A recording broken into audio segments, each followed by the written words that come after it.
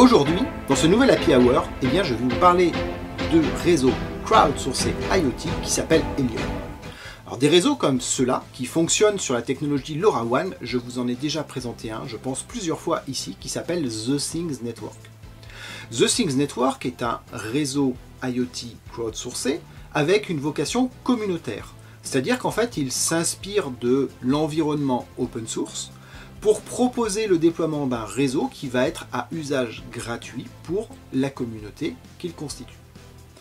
La vision Helium est une vision différente, c'est une vision d'investisseur qui va reposer cette fois sur une blockchain de façon à permettre une rémunération des acteurs de ce réseau crowdsourcé grâce à un système automatisé et décentralisé piloté par la blockchain. En quelque sorte, on est en train de parler de l'uberisation du monde des télécoms et c'est en ça que cette approche est particulièrement intéressante. Alors pour que ça fonctionne, puisqu'on parle de rémunération et qu'on parle de blockchain, il va y avoir derrière tout ça un token pour arriver à gérer ces transactions. En fait, en réalité, il y a deux tokens dans le cadre d'Helium. Un premier token qui s'appelle le HNT et qui est en quelque sorte le token principal. Ce token-là, il va pouvoir être échangé sur des places de marché et il va donc être valorisé par des investisseurs en fonction du potentiel du réseau. C'est ce token qui va permettre la rémunération des différents acteurs. De l'autre côté, il y a des gens qui ont besoin d'utiliser ce réseau. Et les utilisateurs du réseau, eux, ne souhaitent pas utiliser un token qui va fluctuer en valeur sur le marché, car ça leur donnerait une impossibilité de prédire leur propre coût. Par conséquent, un deuxième token a été créé, celui-ci s'appelle le DC, et ce token a un taux de conversion qui est fixe par rapport au dollar. Un DC vaut 0,00001 $. Et un DC va correspondre à l'émission sur le réseau de 24 octets de données. Si vous émettez plus, vous consommez plus de DC. Nous avons donc ces deux monnaies. Et ces deux monnaies, en fait, vont fonctionner ensemble avec des systèmes de génération et de destruction. En fait, l'objectif à la fin, c'est que la génération des tokens HNT se fasse par la destruction des tokens DC. Et que l'on ait donc un équilibre entre ces deux tokens qui apportent la valeur réelle et tangible du HNT, de façon à ne plus être dans un système de spéculation lié au marché, mais lié à un vrai système d'offres et de demandes qui amène une valorisation qui est concrète. C'est en soi que je trouve que cette blockchain est intéressante, c'est parce qu'elle est tangible avec quelque chose qui sert à la communauté et avec, à la fin, une valorisation de ce token qui est directement liée à la loi de l'offre et de la demande. Aujourd'hui, tout ça est très spéculatif parce qu'il y a un enjeu important et que les investisseurs y trouvent derrière un intérêt. Alors cette blockchain, elle va permettre un certain nombre d'opérations, et je vous ai parlé des opérations un peu classiques que va réaliser un opérateur télécom. Par exemple, l'ajout d'une station est une opération gérée par la blockchain, comme sa localisation, comme le fait de transférer des données est aussi une opération qui est gérée par la blockchain. Attention, la blockchain ne va pas contenir les données qui ont été transférées, elle va simplement permettre de gérer la facturation des groupes de données qui vont être transférés, de la même façon que fait aujourd'hui un opérateur. Alors, les opérations dont je viens de vous parler sont des opérations qui sont consommatrices de DC, c'est-à-dire qu'elles vont détruire de ce token quand elles vont être réalisées. Il y a par ailleurs des opérations qui sont génératrices de HNT, qui sont les opérations qui touchent de près les mineurs, qui touchent de près les gens qui déploient le réseau de hotspot. Alors ici, on va, comme dans toutes les blockchains, avoir besoin d'une preuve de travail pour distribuer ces tokens qui sont générés. Et on n'est pas dans une preuve de travail qui passe par un calcul mathématique, mais puisqu'on est dans un réseau qui existe d'un point de vue physique, on va être sur ce qu'on appelle une preuve de couverture. C'est-à-dire que le principe, c'est qu'on va émettre un message dans l'air, et si ce message est reçu, cela prouve que l'on a bien émis le message, que l'on est bien installé là où on prétend l'être, et que l'on a bien une antenne qui est émettrice du signal. De l'autre côté, ceux qui reçoivent les messages prouvent par la même occasion qu'ils sont aussi présents dans ce même espace et qu'ils ont bien une capacité à recevoir des messages et donc à traiter les messages émis par des objets. Donc ça, c'est ce qu'on appelle la preuve de couverture et c'est aujourd'hui cette partie-là qui va être la plus génératrice de HNT. Demain, ce sera plutôt le transfert de données, le fait qu'une antenne reçoive des données et les transfère vers un network server, qui sera à la source de la génération de ces tokens HNT. L'objectif, c'est d'avoir une génération de tokens qui soit à un rythme régulier. Aujourd'hui, on est à peu près à 6000 tokens qui sont générés toutes les heures. Ce rythme va être divisé par 2 quand on va arriver au mois d'août. Mais ce qui est important au global, c'est qu'il y a un nombre maximum de tokens qui va pouvoir être généré dans le temps, qui est au-dessus de 200 millions. Il n'y aura pas plus de tokens HNT générés, et en fonction de la consommation de DC qui va donc détruire ces HNT, eh bien, il va y avoir une valorisation associée du HNT par rapport au volume de DC consommé qui les détruisent. Enfin, il y a quelques opérations, comme le fait de décider du taux de change entre DC et HNT, qui est réalisé par ce que l'on appelle des oracles, donc des gens qui vont regarder les prix sur les marchés et déterminer la valeur à utiliser. Il y a aussi de la consommation de DC effectuée lorsqu'il y a des opérations financières du type transfert d'argent d'un compte vers un autre compte ou transformation de HNT en DC. Toutes ces opérations sont là pour créer un équilibre et donc permettre une valorisation objective de la valeur de ce token. Ce qui est très intéressant derrière ça, c'est que cette vision investissement a permis de déployer très rapidement le réseau. Parti au mois de juin dernier autour de 3000 antennes déployées dans le monde, il est aujourd'hui à 19 000 antennes déployées dans le monde. Cette croissance est impressionnante quand on prend en considération et en comparaison quelques réseaux qui sont existants, comme par exemple le réseau Obgenius déployé par le groupe Bouygues qui couvre 95% du territoire français avec à peu près 4000 antennes.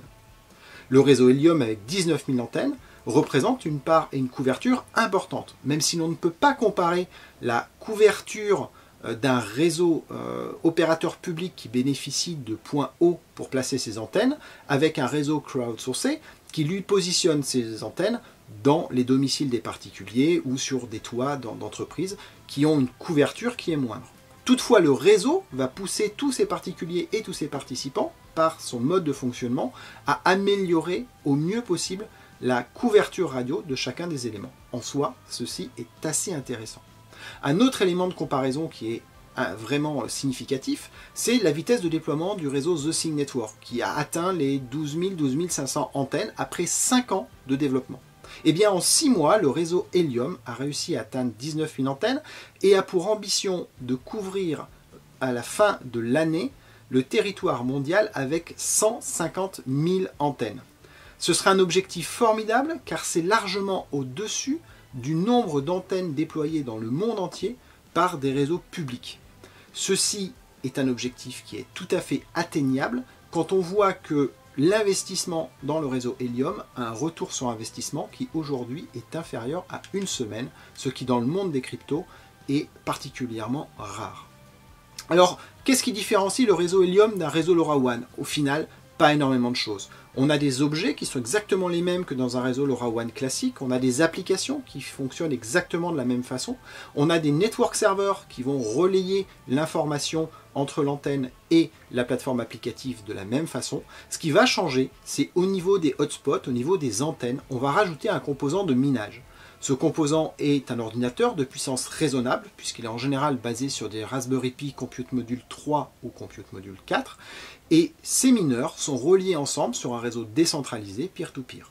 C'est eux qui vont faire toutes les opérations de la blockchain et qui vont router le trafic vers les network servers. Point très intéressant de Helium, c'est que les network servers peuvent être multiples. Ainsi, un opérateur public comme Bouygues peut tout à fait se raccrocher au réseau Helium pour étendre sa couverture. Le réseau étant facturé 15 fois moins cher que ce que Bouygues facture à ses clients, il peut dégager une marge significative et ainsi s'offrir une couverture plus large et une couverture mondiale à un tarif tout à fait raisonnable. Et ce modèle commence à intéresser un certain nombre d'opérateurs LoRaWAN. C'est donc aussi en ça que c'est à surveiller. Je vous ai parlé du mécanisme de POC qui régit la création des HNT. On va essayer de le regarder un peu plus en détail pour mieux le comprendre. Et bien dans le principe du POC, il y a de façon aléatoire un hotspot qui va générer un challenge. En fait, chaque hotspot va générer un challenge tous les 240 blocs, c'est-à-dire à peu près tous les 4 heures. Ce challenge va être envoyé de façon aléatoire à un autre hotspot qui va émettre ce challenge dans les airs. Les hotspots qui sont à proximité vont recevoir le message, vont l'écrire dans la blockchain et réaliser ce que l'on appelle un witness, c'est-à-dire une preuve de réception. Ainsi, on aura pu identifier qu'un hotspot est à côté d'autres hotspots et que tous ces hotspots fonctionnent correctement pour ce qui est de l'émission et de la réception de données, qui est ce que l'on recherche. D'un point de vue création de HNT, on voit que le challenger, celui qui émet le challenge, reçoit une petite part, 0,07 HNT. Celui qui émet le challengee, lui va toucher à peu près un hélium. Et ceux qui reçoivent le challenge, les witnesses, reçoivent eux 2 héliums chacun.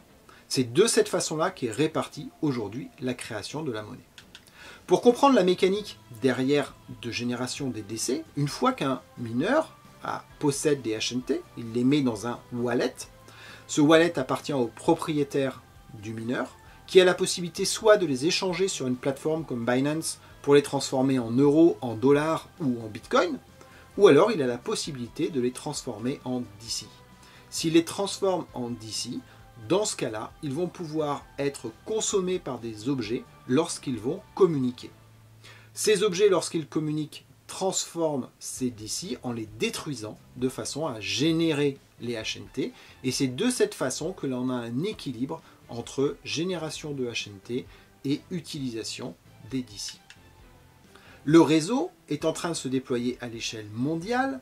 En France, il est vraiment tout juste en train d'arriver. Il y a quelques centaines de hotspots qui sont déployés à ce jour. Sur Clermont-Ferrand, nous en avons 3, 2 déployés par des particuliers et 1 déployé par la société Emrit, dont je vais parler dans un instant. Le décollage du réseau en France a été ralenti par la pénurie de matériel que nous avons connue sur la fin d'année. La demande étant trop importante, les fabricants de matériel ont eu du mal à fournir.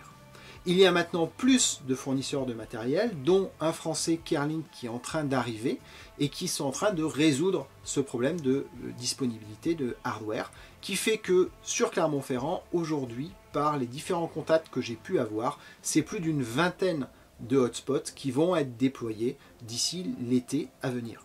Donc la croissance va être très importante, a priori sur l'ensemble du territoire français, dans les 3 à 6 mois qui vont arriver. Il est intéressant de parler du cas d'Emrit, une société américaine qui a trouvé un business intéressant qui consiste en fait à fournir gratuitement aux gens des hotspots et de leur reverser 20% des revenus de ces hotspots. C'est un business qui est particulièrement rentable pour Emrit puisque le retour sur investissement d'un hotspot est à peu près d'1 semaine et qui permet de toucher des gens qui ne connaissent pas trop la blockchain, qui ne connaissent pas trop le monde des télécoms et qui voient uniquement ces boîtiers comme une source de revenus complémentaire. Voilà, j'espère que vous aurez appris tout un tas de choses sur ce réseau-là et que ça vous aura donné envie de vous mettre à l'IoT, voire de vous renseigner un peu plus. Si vous avez des questions, surtout, n'hésitez pas, j'essaierai d'y répondre avec grand plaisir juste après.